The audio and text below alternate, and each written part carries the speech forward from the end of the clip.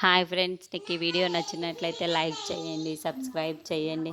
విష్ణు ధర దగ్గరికి వచ్చి నా పిల్లలు నాకు దక్కాలి అంటే నేను ఏం చెయ్యాలో చెప్పండి ధర అని చెప్పేసి అడుగుతూ ఉంటాడు. ఆ మాటలు వినగానే అక్కడున్న ధర అయితే కొన్ని డాక్యుమెంట్స్ని తీసి విష్ణుకి ఇస్తూ ఉంటుంది. అది చూడగానే అక్కడున్న విష్ణు అయితే ఒక్కసారిగా షాక్ అయిపోతూ ఉంటాడు.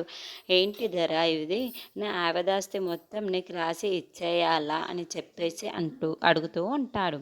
ఆ మాటలు వినగానే అక్కడున్న ఇంట్లో ఉన్న వాళ్ళందరూ ఒక్కసారిగా షాక్ అయిపోతూ ఉంటారు.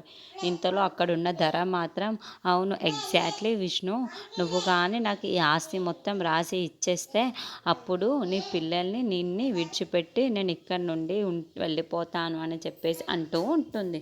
ఆ మాటలు వినగానే అక్కడున్న వేదావతి అయితే, ఏంటి ఇది ఇలాంటి దయ అనుకున్నాను కానీ ఇది ఇలాంటి దయని అస్సలు అనుకోలేదు అని చెప్పేసి అనుకుంటూ ఉంటుంది.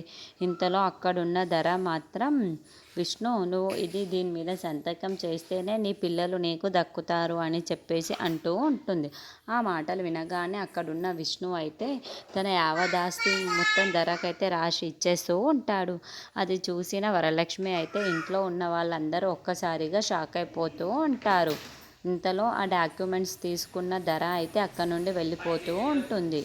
అది చూసిన వరలక్ష్మి అయితే, ఇప్పుడు మీరు నిల్చోడానికి నీడ కూడా లేదు, ఇప్పుడు ఎక్కడ ఉంటారు మీరు అని చెప్పేసి విష్ణువుని అడుగుతూ ఉంటుంది. ఆ మాటలు వినగానే అక్కడున్న విష్ణు అయితే, అదే నాకు అర్థం కావటం లేదు, ఎక్కడ ఉండాలి, ఎక్కడికి వెళ్ళాలి వీళ్ళందరితో అని చెప్పేసి అనుకుంటూ చాలా బాధపడుతూ ఉంటాడు. అది చూసిన వరలక్ష్మి అయితే, మీకు ఒక మాట చెప్పనా, మీరేమి అనుకోనంటే మీరందరూ వచ్చి మా ఇంట్లో ఉండొచ్చు అని చెప్పేసి అంటూ ఉంటుంది.